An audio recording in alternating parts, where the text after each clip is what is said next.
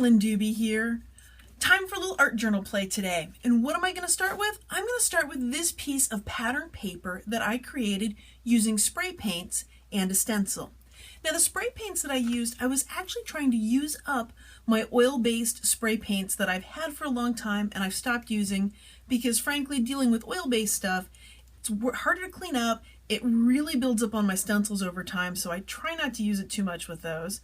And I decided, what the heck, I'm just going to burn them up, and I just went nuts using spray paints one day. Created a ton of papers, which led to someone asking me on the blog, how am I going to use them? And do they behave poorly or differently because they're oil-based and more glossy than other things I might use? So, going along with that request, I grabbed one of those papers, and I'm going to play in my art journal today so you can see how it goes. Come take a look. Well, the sheet of paper that I'm using doesn't fit quite right in my art journal. It's an odd dimension for the art journal, so I'm simply going to cut up that paper. Nothing fancy here, not measuring anything, no lines are perfectly straight, and I'm just going to cut the pieces off and arrange them here in the art journal. Now, it's not like anything's being measured here. It's not like any of the lines are perfectly straight.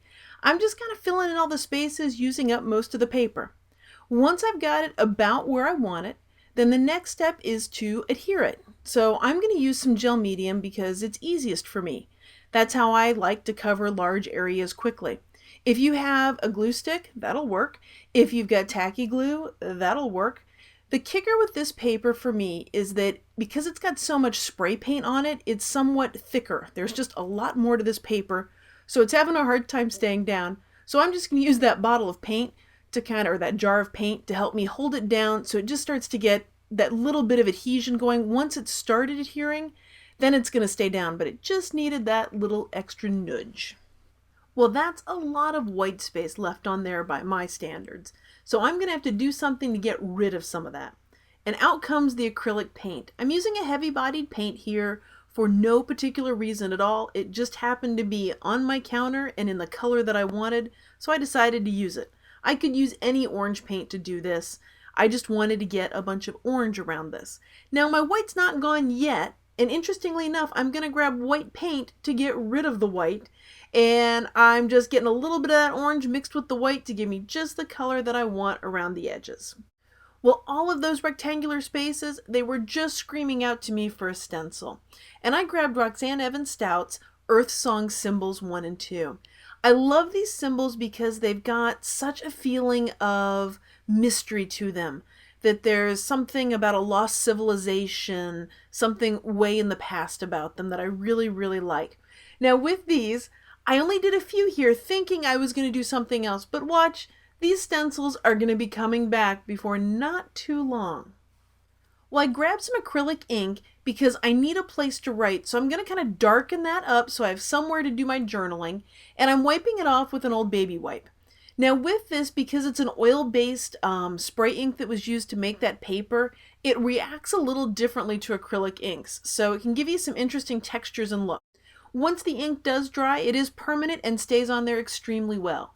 And I'm just adding a little bit of white paint there to lighten it up in spots and fiddle with it some more.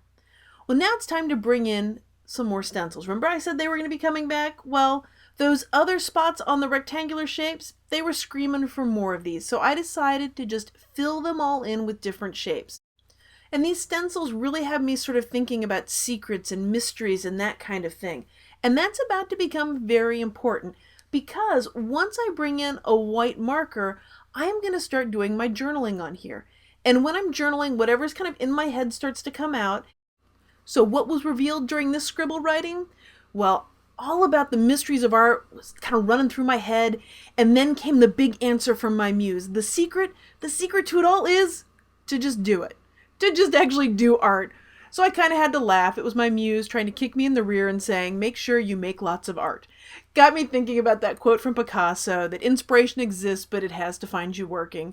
Oh, muse, you are oh so subtle with me about these things.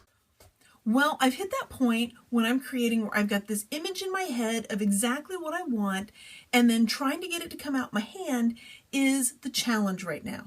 I know what I want, but I don't know exactly how to get it. So I'm going to keep experimenting with different things until I get the look that I'm after.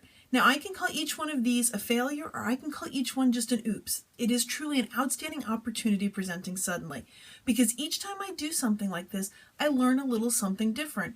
And along the way, little bits of color are building up right on that art journal page, building up those layers. It's part of why I loved mixed media. So no matter what happens here, it's all going to be good. Well, the first thing I tried was a Pico embellisher to get a little more texture on there. And you know what? That totally wasn't the look that I had in my head, so I'm not going to use that one. So then I decided I'll try some spray inks, and I'm just grabbing the tube that's in there to smear around some spray inks. I'm not actually going to squirt them. I'm using it more like a paint here. And that has potential, but it's really not quite working the way I thought. Next thing I'm going to try is a Posca pen. I am bringing in sort of a glittery green pen, and let me tell you, that one's a no-go. So now it's back to the spray ink.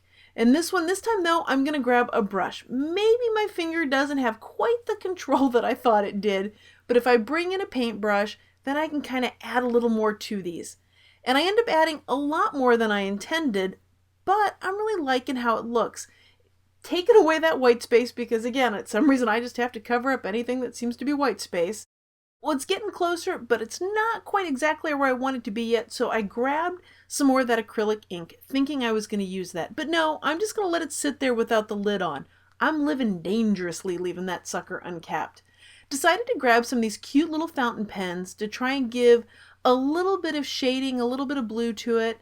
Just as see there, I caught on. I decided to cap that bottle before I spilled it, because you know what? I was going to spill it if I left it there. Anyway, just going around the shapes and adding just a little bit of line here and there to it.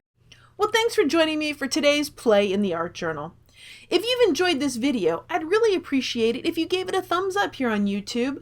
And if you know of someone who you think would enjoy this video, I'd love it if you shared it with them.